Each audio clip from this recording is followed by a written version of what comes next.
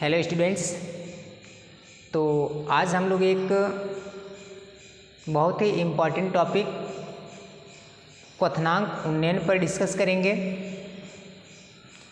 जो बच्चों को समझने में बहुत दिक्कत होता है और एग्ज़ाम पॉइंट ऑफ व्यू से भी बहुत ही इम्पॉर्टेंट टॉपिक है।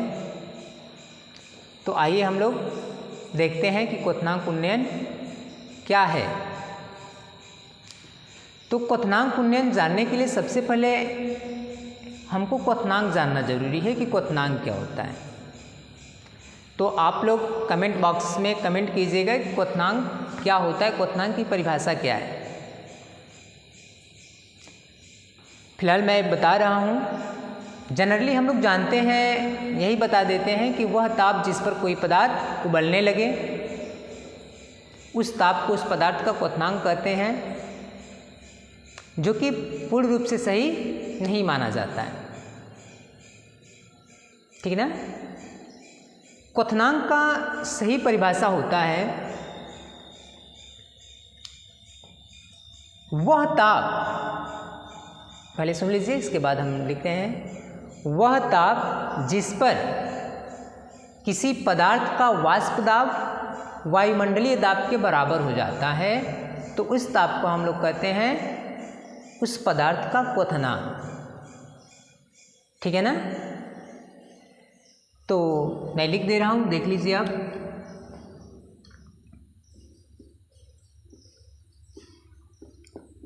क्वथनांक। तो क्वथनांक का परिभाषा होता है वह ताप जिस पर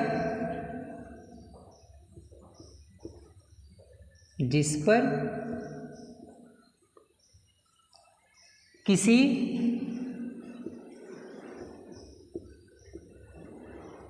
पदार्थ का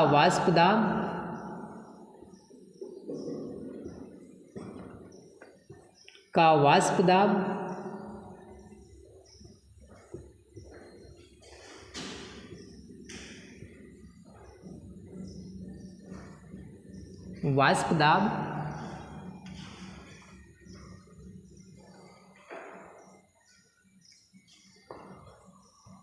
वायुमंडलीय दाब के बराबर हो जाए।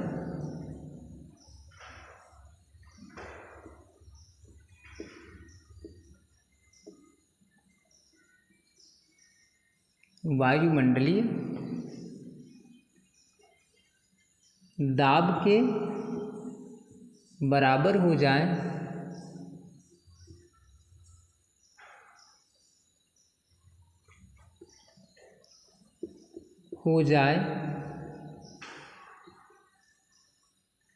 तो उस ताप को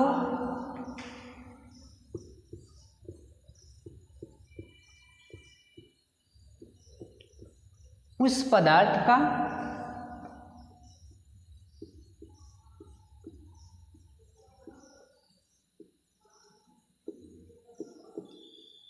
क्वथनांक कहते हैं।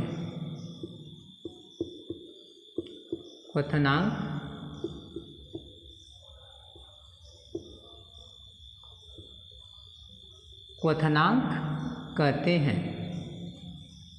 ठीक है।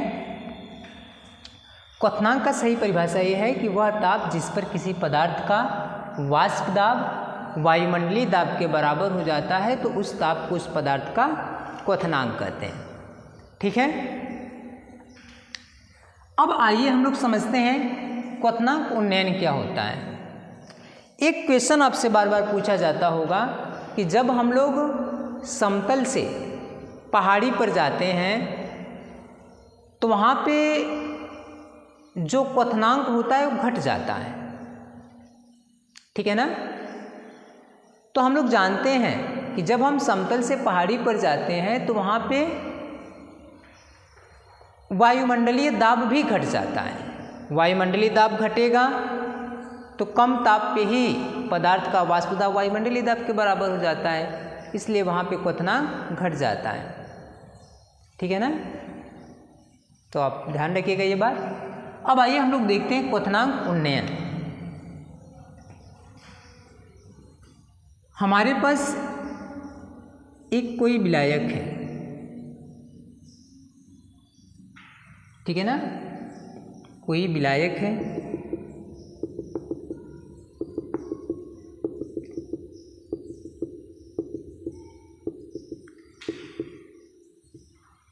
और जो विलायक होता है तो आप लोग जानते हैं कि हम विलायक को हमेशा ए से मानते हैं। ये क्या है? विलायक है। अगर इस विलायक को मैं आपको समझाने के लिए अगर मैं मान लूँ कि H2O पानी है, विलायक क्या हमने लिया, मान लीजिए कि अब मैंने पानी ले लिया,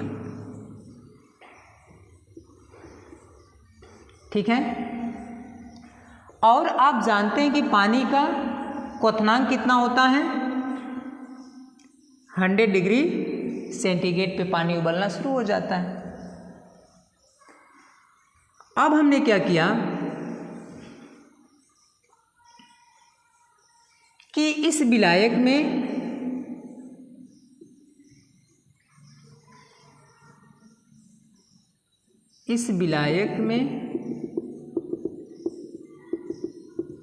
एक अवाष्पशील विलेय डाल दिया।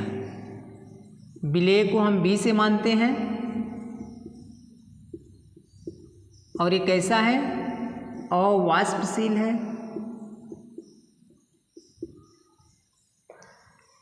जब हम इस अवाष्पशील विलेय, जैसे आप नमक ले सकते हैं, चाहे चीनी ले लीजिए, ग्लूकोज ले लीजिए, सब कैसे हैं? अवाष्पशील विलेय होते हैं। तो जब हम इस अवाष्पशील विलेय को इस विलायक के अंदर डालेंगे तो हम जानते हैं कि ये जो विलेय इसमें पूर्ण रूप से घुल जाएगा, और जब ये घुल जाएगा तो समान रूप से चारों तरफ फैल जाएगा, जैसा कि मैं पिछली लेक्चर में आपको बताया था। राउल्ट का वाष्प दाब अवनमन का नियम जो मैं बताया था, तो वहाँ पे मैं आपको ये बात बताया था। तो जब इस विलेय को इसमें घोला जाएगा तो ये विलेय, जैसे नमक है तो पानी में पूर्ण रूप से घुल जाता है, चीनी आपने ले लिया, चाहे ग्लूकोज ले लिया, तो भी क्या होता है? पानी में पूर्ण रूप से घुल जाता है। और जब पूर्ण रूप से घुल जाएगा तो इसके चारों तरफ क्या होगा? समान रूप से फैल जाएगा।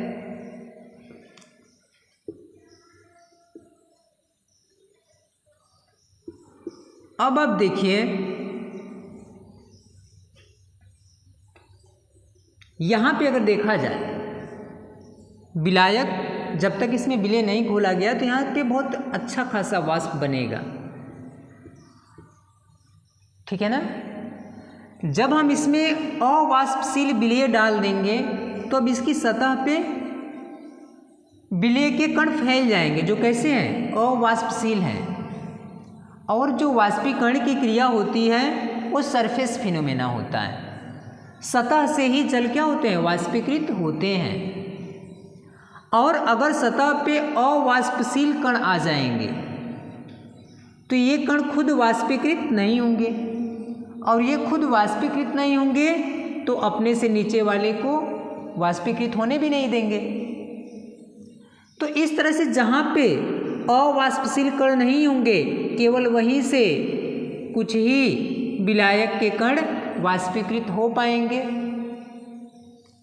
और जब कम कण वाष्पीकृत होंगे, क्योंकि बाकी सतह आप देख रहे हैं कि अवाष्पशील विलेय का कण घेर रहा है, तो इस तरह से यहाँ पे वाष्प कम बनेगा। वाष्प कम बनेगा तो यहाँ पे वाष्प दाब कम होगा। अब यहाँ पे आप देखिएगा विलायक में कि जब विलायक अकेले था, शुद्ध अवस्था में था, तो पानी 100 डिग्री, मैं मान लिया कि विलायक हमने क्या ले लिया? पानी ले लिया, तो विलायक 100 डिग्री सेंटीग्रेड पे उबलना शुरू हो जा रहा था, अर्थात इसका जो क्वथनांक है वो 100 डिग्री सेंटीग्रेड है। और शुद्ध विलायक था, इसमें कुछ मिलाया नहीं, कि अच्छा खासा इसका वाष्प बन रहा था। इसका मतलब ये हुआ कि जब पानी को हम 100 डिग्री सेंटीग्रेड तक गर्म कर रहे थे तो इसका जो वाष्प दाब था वो 1 ATM अर्थात 1 वायुमंडलीय दाब के बराबर हो जा रहा था। 100 डिग्री सेंटीग्रेड पर पानी का जो वाष्प दाब है वह 1 वायुमंडलीय दाब के बराबर हो जा रहा था, इसलिए पानी 100 डिग्री सेंटीग्रेड पे उबलना शुरू हो जा रहा था परिभाषा के अनुसार। ठीक है। अब क्या हुआ कि जब हम इसी विलायक में अर्थात पानी में ही हमने ग्लूकोज डाल दिया, चाहे हमने चीनी डाल दिया, तो अब क्या होगा, अब यहाँ पे वाष्प कम बनेंगे और वाष्प कम बनेंगे तो वाष्प दाब कम होगा। अब इसी विलायक को जिसमें हमने, अब तो विलयन हो गया, अब इस विलयन को हमको अगर उबालना है, इसके बॉइलिंग पॉइंट पे ले जाना है, तो इसके वाष्प दाब को हमको क्या करना पड़ेगा, वायुमंडलीय दाब के बराबर करना पड़ेगा। इसके लिए अब हमको क्या करना पड़ेगा, ताप और बढ़ाना पड़ेगा। जो पानी कभी 100 डिग्री सेंटीग्रेड पे उबल रहा था, जब उसमें हम अवाष्पशील विलेय मिला दिए तो उसका अब क्या हो गया, वाष्प दाब कम हो गया। अब उसे पुनः उसी वाष्प दाब तक ले जाने के लिए हमें ताप क्या करना पड़ेगा, थोड़ा बढ़ाना पड़ेगा।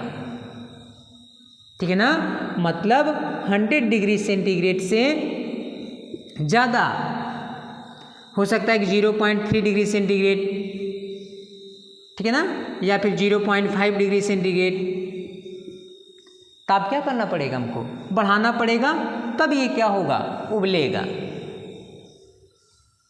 तो जो ताप में जो वृद्धि हुई है इसी को हम लोग क्या कहते हैं, क्वथनांक उन्नयन कहते हैं।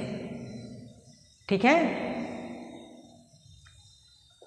ऐसा ही ताप क्यों बढ़ाना पड़ रहा है, तो आपने देखा कि यहाँ पे कोई विलेय नहीं मिलाया गया था, तो 100 डिग्री सेंटीग्रेड पे जो पानी का वाष्प दाब था वो 1 वायुमंडलीय दाब के बराबर हो जा रहा था। लेकिन जब अवाष्पशील विलेय मिला दिया गया तो अब इसका वाष्प दाब घट गया। अब इसे पुनः उसी वाष्प दाब तक लाने के लिए हमको टेम्परेचर में थोड़ा सा वृद्धि करना पड़ेगा। और जो थोड़ा सा वृद्धि हुआ टेम्परेचर में, जो हमको थोड़ा सा वृद्धि करना पड़ा, उसी को हम लोग क्या कहते हैं, क्वथनांक उन्नयन। ठीक है। अगर हम मान लें जो विलायक लिया गया है, अगर इसका ताप हम मान लें कि शुद्ध अवस्था में T0B था इसका क्वथनांक। अब क्या किया गया कि जब इसमें अवाष्पशील विलेय मिलाया गया तो इसका क्वथनांक बढ़ के हो गया TB। ठीक है ना। अगर हम आपसे पूछें कि बताइए T0B और TB में कौन बड़ा है, तो क्या है, TB बड़ा है, क्योंकि अवाष्पशील विलेय मिलाने पर इसका क्वथनांक बढ़ जाएगा। ठीक है ना। तो क्वथनांक उन्नयन क्या होगा, तो क्वथनांक उन्नयन जो होगा, क्वथनांक उन्नयन डेल्टा TB बराबर क्या आ जाएगा, जो ज़्यादा वैल्यू है उसमें से छोटी वाली वैल्यू क्या कर देंगे, घटा देंगे। तो जो ज़्यादा वैल्यू किसकी है, TB की है, तो TB माइनस T0B कर देंगे। यही क्या है, क्वथनांक उन्नयन। जैसे अभी हमने लिखा कि यहाँ पे मान लीजिए कि 100 डिग्री सेंटीग्रेड पे पानी शुद्ध अवस्था में उबल रहा था, इसका क्वथनांक बढ़ के हो गया 100 डिग्री सेंटीग्रेड और प्लस 0.3 डिग्री सेंटीग्रेड बढ़ गया। तो अब अगर हम आपसे पूछें कि बताइए क्वथनांक उन्नयन कितना हो गया, इसे मैं ऐसे लिख दे रहा हूँ 100.3 डिग्री सेंटीग्रेड बढ़कर हो गया। तो अगर हम आपसे पूछें कि बताइए क्वथनांक उन्नयन कितना हुआ, तो आप क्या करेंगे, 100.3 डिग्री सेंटीग्रेड में से 100 डिग्री सेंटीग्रेड घटा देंगे तो क्या मिल जाएगा डेल्टा टी बी का मान 0.3 डिग्री सेंटीग्रेड मिलेगा। और यही क्या है, जो ताप में थोड़ा सा जो वृद्धि हुआ है वही क्या है, क्वथनांक उन्नयन है। ठीक है, तो उसी तरह से हमने क्या किया कि जो टीबी है, टीबी का मान ज़्यादा होगा तो हमने टीबी में से टी नॉट बी को घटा लिया। टी नॉट बी शुद्ध विलायक का क्वथनांक है। अब जो नियम है वो कहता है कि जो क्वथनांक उन्नयन होता है, क्वथनांक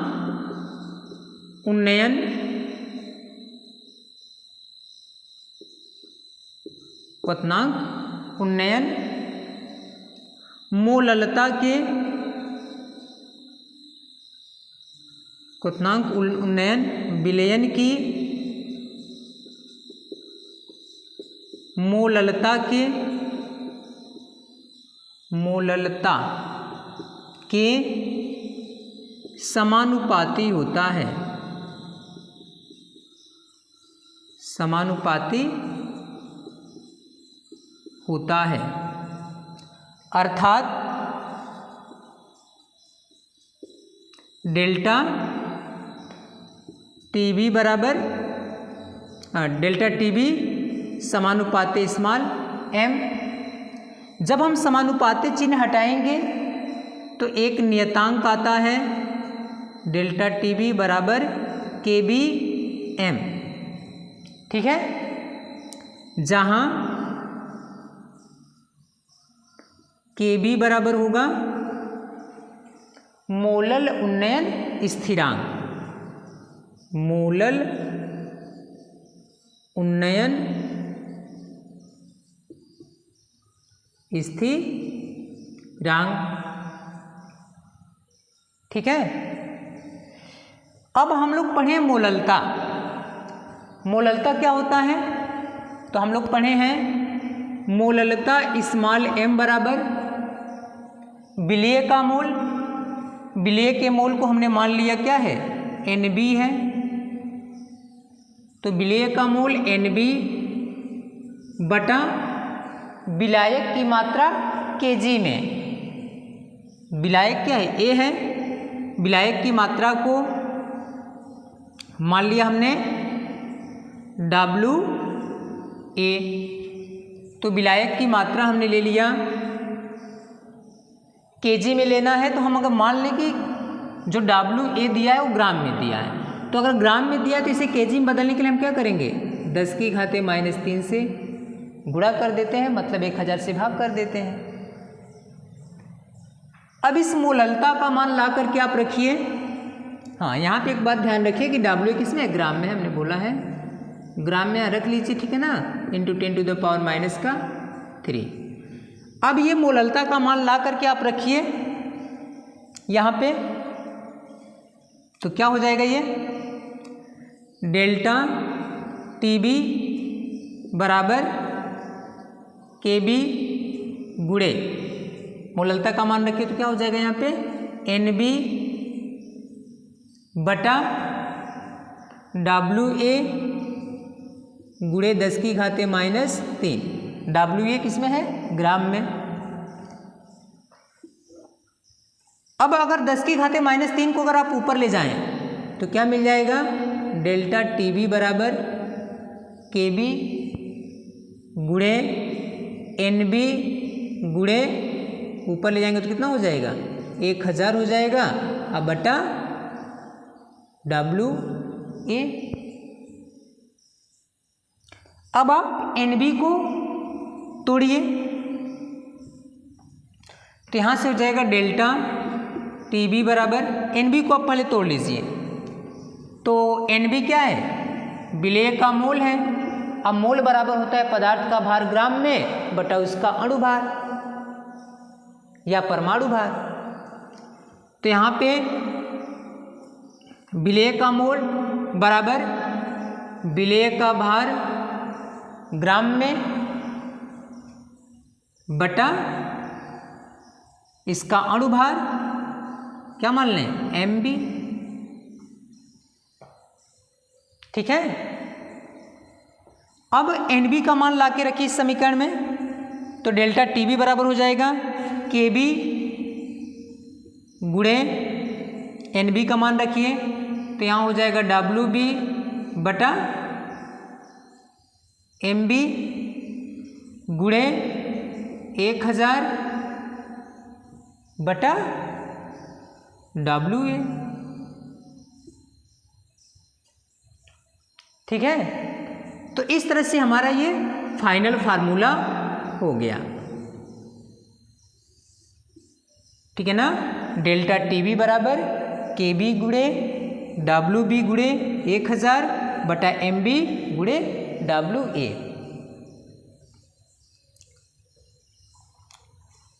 इस फार्मूले पे हर साल न्यूमेरिकल आता है, ठीक है ना, एग्जाम के लिए बहुत ही इम्पॉर्टेंट है ये।